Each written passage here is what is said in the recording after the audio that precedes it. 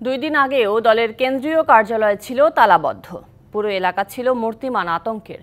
দৃশ্যপট পাল্টে সেই দলীয় কার্যালয়ের সামনে লাখো নেতাকর্মীদের বাঁধ ভাঙা উচ্ছ্বাস, মুক্তির আনন্দে উদ্বেলিত তারা।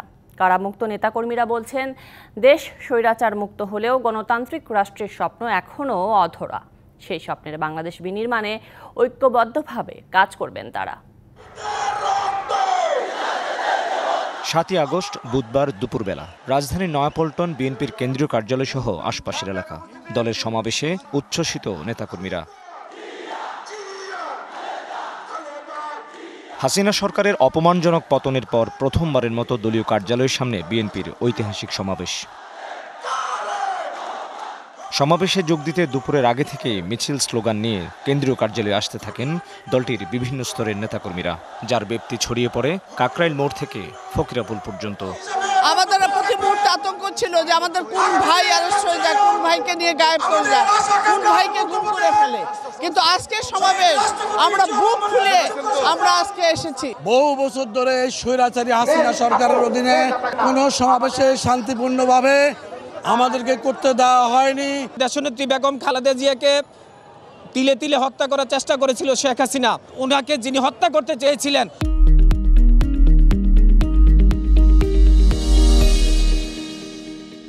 খুনি শেখ হাসিনা আজকে বাংলাদেশ থেকে পালিয়ে গেছেন।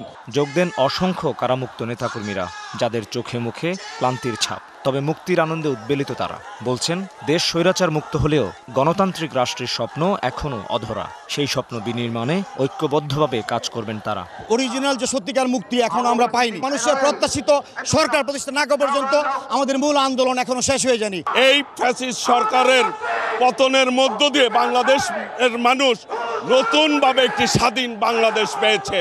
অন্তর্বর্তীকালীন সরকারের কাছে দ্রুততর সময়ের মধ্যে নিরপেক্ষ নির্বাচনের দাবিও জানান তারা। 3 থেকে 6 মাসের মধ্যে এই তত্ত্বাবধায়ক সরকারের অধীনে আমরা নিরপেক্ষ নির্বাচন দেখতে চাই। এই গভর্নমেন্টের কাছে একটা সুষ্ঠু নির্বাচন, প্রথমেই আমার ভোট আমি দিব, যাকে খুশি তাকে দিব, এই জায়গাটা ক্লিয়ার করতে হবে গভর্নমেন্টকে।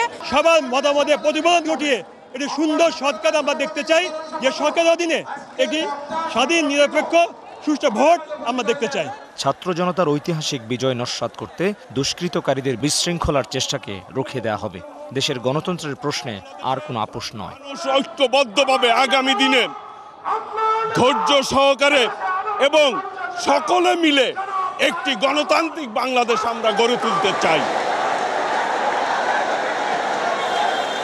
বহু ত্যাগ তিতিক্ষা, নির্যাতন, নিপীড়ন, দীর্ঘ সংগ্রামের পথ মারিয়ে বাংলাদেশ জাতীয়তাবাদী দল বিএনপি আজকের এই ঐতিহাসিক সমাবেশ থেকে জানান দিচ্ছে, আগামীর বাংলাদেশ হবে গণতান্ত্রিক বাংলাদেশ, জনগণের বাংলাদেশ।